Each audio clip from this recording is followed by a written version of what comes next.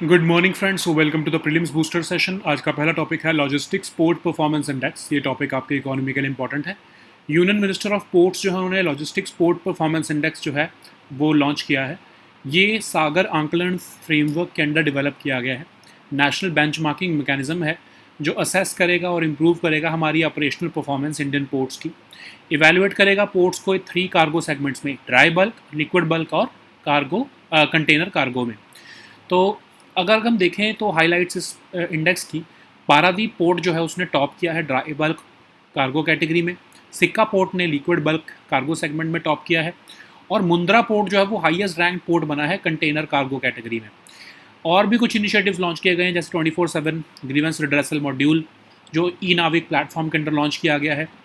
फिर है unified ship recycling portal for ship recycling credit scheme, जिसमें 70,000 crore maritime development package government देगी उन शिप ओनर्स को जो रिसाइकिल करते हैं vessels under Hong Kong convention compliant Indian yards. ठीक है, उनको 40% ऑफ वेसल्स का स्क्रैप वैल्यू जो है वो उससे इक्विवेलेंट क्रेडिट नोट मिलेगा। नेक्स्ट हम टॉपिक देखते हैं अनक्लेम्ड असेट्स पोर्टल। ये टॉपिक इकोनॉमी के लिए इंपॉर्टेंट है। तो डिपार्टमेंट ऑफ फाइनेंशियल सर्विसेज ने अनक्लेम्ड असेट्स पोर्टल लॉन्च किया है।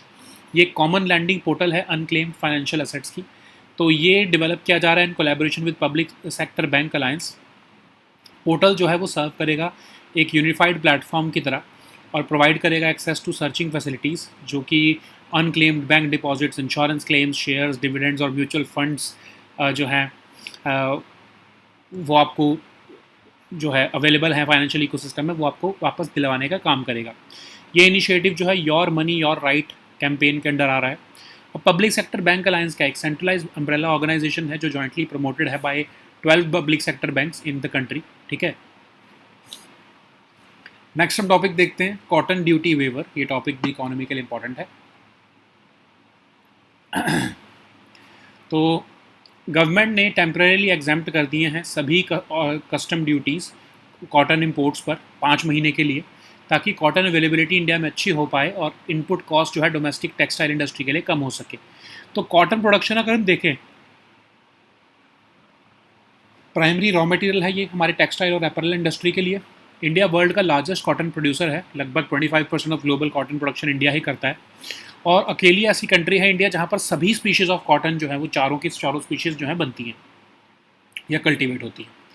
इंडिया में largest area under cotton cultivation है ग्लोबली, लेकिन इंडिया की प्रोडक्टिविटी बहुत ही लो है। 67% इंडिया की जो कॉटन है वो रेनफेड एरियाज़ में ग्रो होती है, 33% ही सिर्फ इरीगेटेड लैंड में ग्रो होती है। तो इसलिए जो है मानसून वेरिएबिलिटी काफ़ी अफेक्ट कर देती है। तो कॉटन प्रोडक्शन इंडिया में जो है 9 मेजर स्टेट्स में कंसनट्रेटेड है। कॉटन प्रोडक्शन सपोर्ट करती है अप्रॉक्सीमेटली 6 मिलियन फार्मर्स को, 40 to 50 मिलियन पीपल को ट्रेड और प्रोसेसिंग एक्टिविटीज़ में। जो मिनिमम सपोर्ट प्राइस मैकेनिज्म है वो इंश्योर करता है price stability for cotton farmers. India की जो कॉटन इंपोर्ट ड्यूटी पॉलिसी है वो फ्लक्चुएट हुई है पिछले कुछ सालों में। अगर हम देखें तो कुछ सेगमेंट्स ऑफ टेक्सटाइल इंडस्ट्री जो हमको स्पेसिफिक कॉटन वैराइटीज़ चाहिए होती हैं, जो कि डोमेस्टिकली अवेलेबल ही नहीं होती है सफिशेंट क्वांटिटीज़ में। डोमेस्टिक कॉटन अवेलेबिलिटी जो है वो इनकन्सिस्टेंट भी रहती है मानसून की वजह से। डोमेस्टिक कॉटन प्राइसेस शार्पली बढ़ जाते हैं, तो इंपोर्ट जो है वो इसलिए करना पड़ता है ताकि प्राइस लेवल्स मॉडरेट हो सके।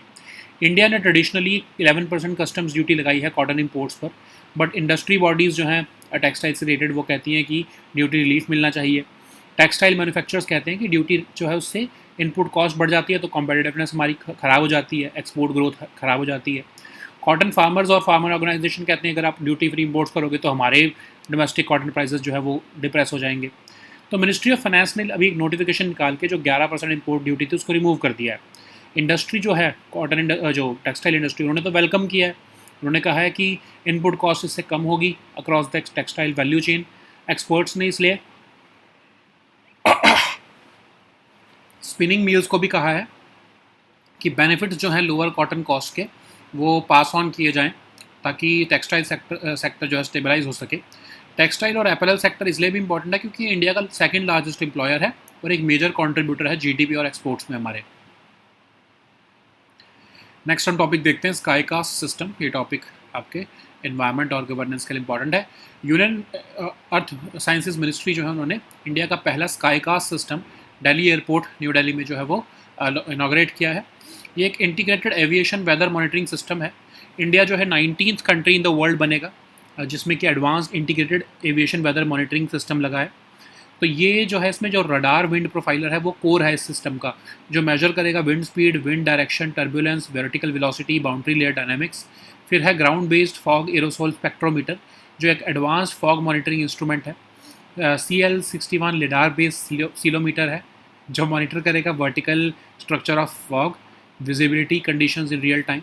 ये एक तरह से रियल टाइम मेजरमेंट्स करेगा fog, aerosols, turbulence, moisture, visibility and atmospheric conditions की एक single advanced aviation weather intelligence framework में। एक तरह से रियल टाइम वेदर इंटेलिजेंस मिलेगी इससे पायलट्स को, ठीक है। नेक्स्ट हम टॉपिक देखते हैं zero coupon zero principal instrument. ये टॉपिक आपके इकोनॉमी के लिए इंपॉर्टेंट है। मिनिस्ट्री ऑफ कॉर्पोरेट अफेयर्स ने अलाउ कर दिया है कंपनीज को कि वो अपना CSR का एक पोर्शन जो है वो zero coupon zero principal instruments में भी लगा सकते हैं।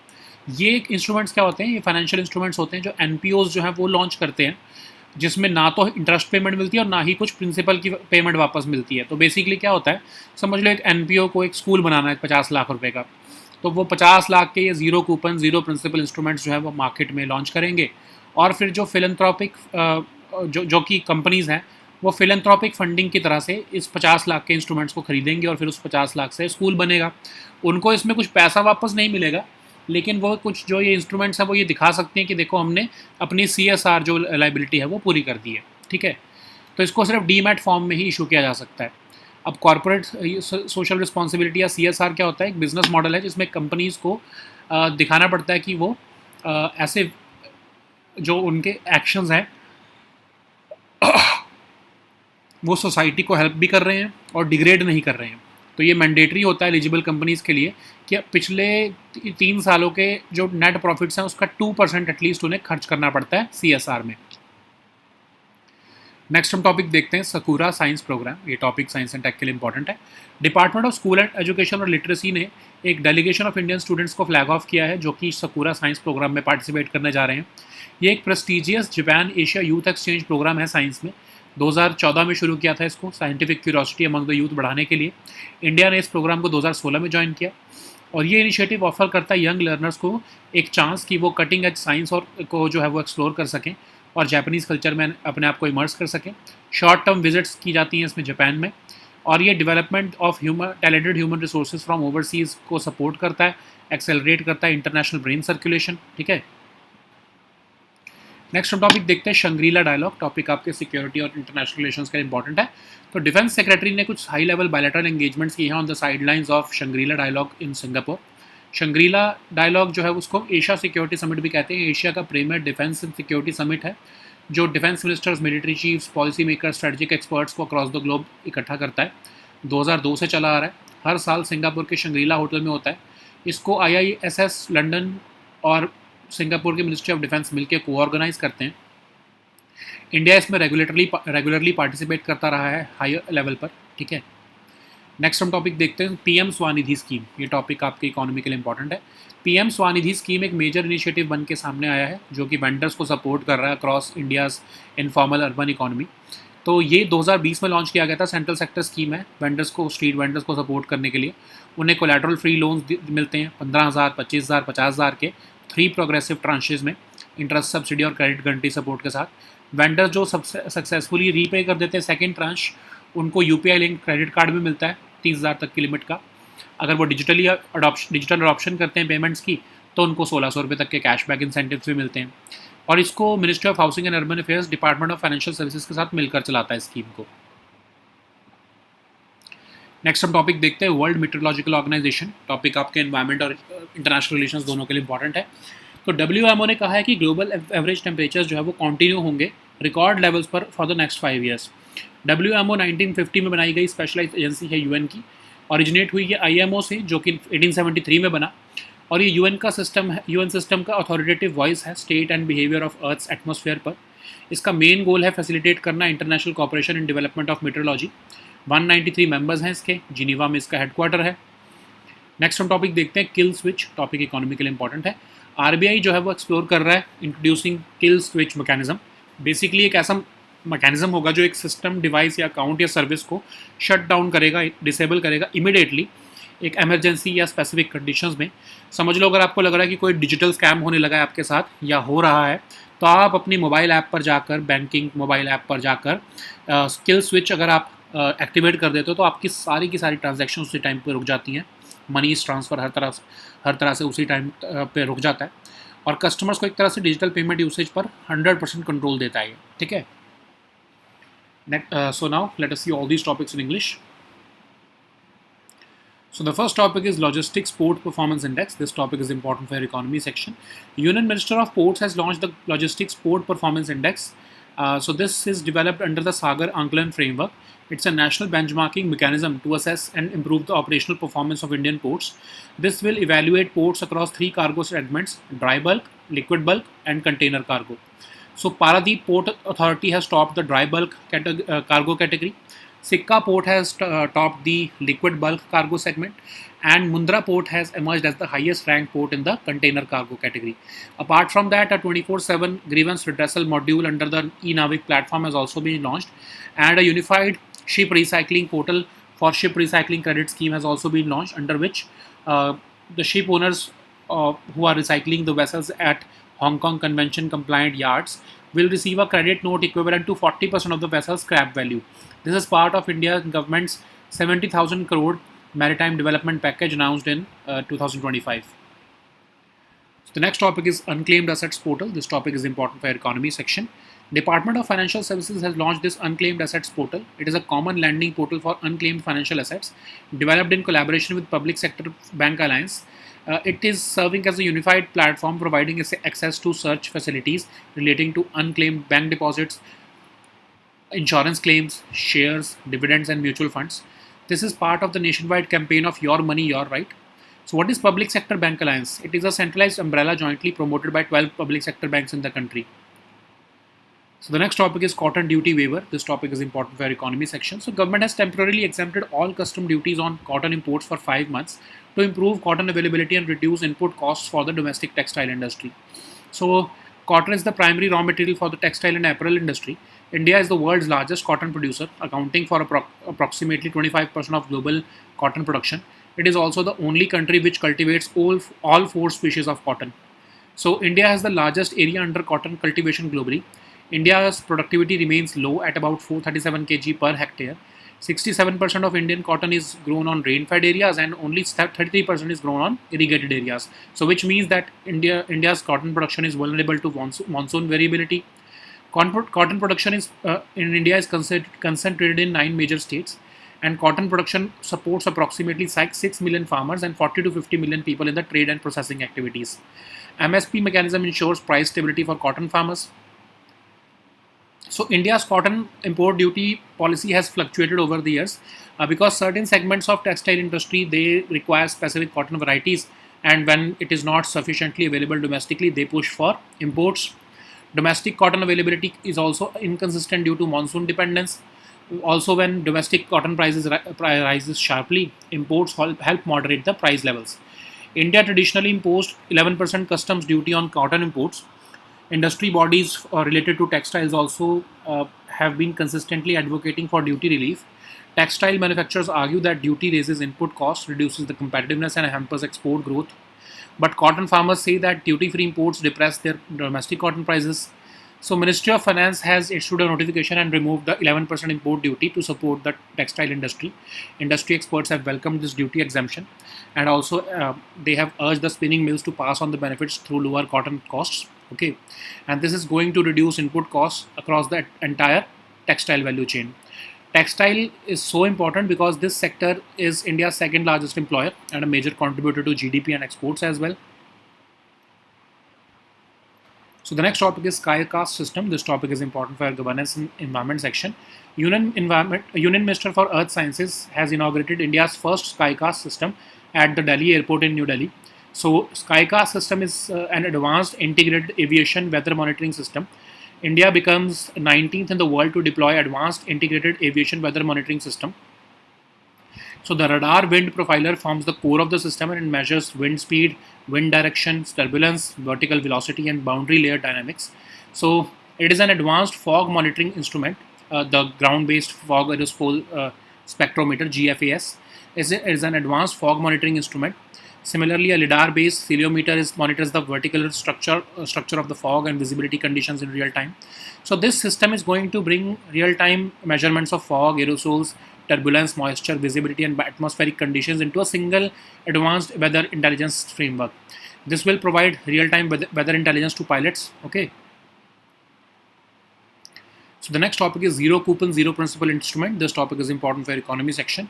Ministry of Corporate Affairs has allowed companies to deploy a portion of their CSR spending through zero coupon, zero principal instruments.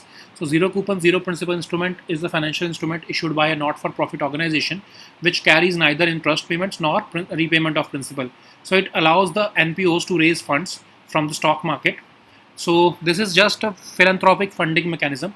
So just imagine that an NPO wants to build a school worth 1 crore rupees, and therefore it issues this zero coupon, zero principal instrument in the stock market, which a company which has CSR responsibility, they buy that 1 crore rupees ZP instrument, and they will not get any money out of it, neither the interest nor the principal, but they can show that they have fulfilled their corporate social responsibility through this instrument. Okay, so what is CSR? It's a business model by which companies make a concerted effort to operate in ways which enhance society and the environment.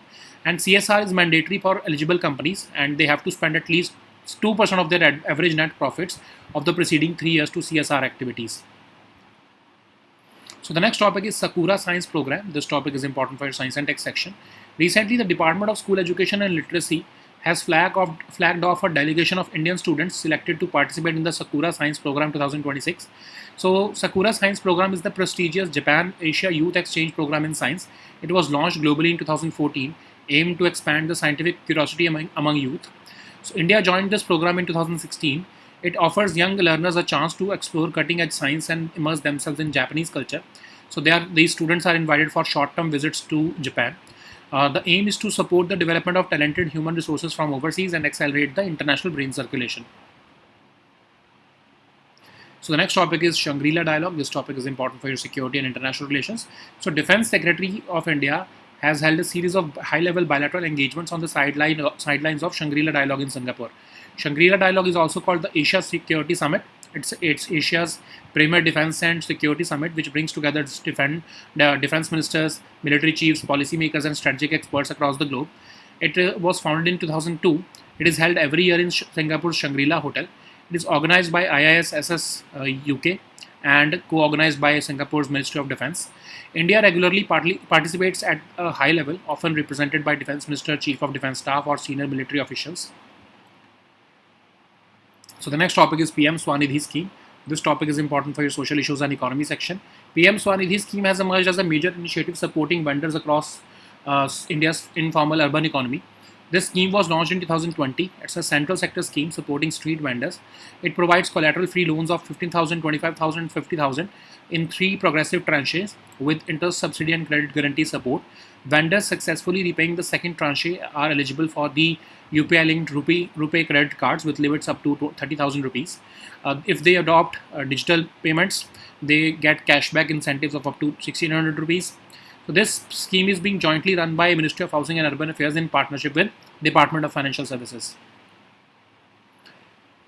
So the next topic is World Meteorological Organization. This topic is important for your international relations and environment section. So WMO has said that global average temperatures are likely to continue at or near record levels in the next 5 years.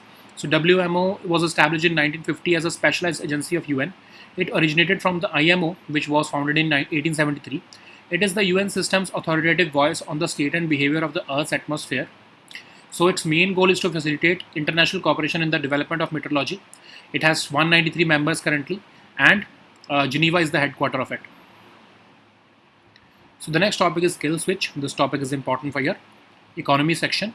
RBI has said that it is exploring the possibility of introducing a kill switch mechanism, which would allow a system, device, account, or service to be shut down, disabled, or blocked immediately in an emergency or specific conditions. So basically, it allows users who are assuming that a digital scam is possible to their account, they can immediately stop all financial transactions from their accounts. So basically, if someone suspects request for transfer of funds through a fraud or which they appear is not genuine, they can activate this kill switch through the bank app or mobile phone to stop the money transfers instantly. This could give customers control over their digital payments usage, okay, and contribute towards controlling the fraud in digital payments transactions. So these were our topics for today. We'll meet next time with new topics. Until then, goodbye and take care.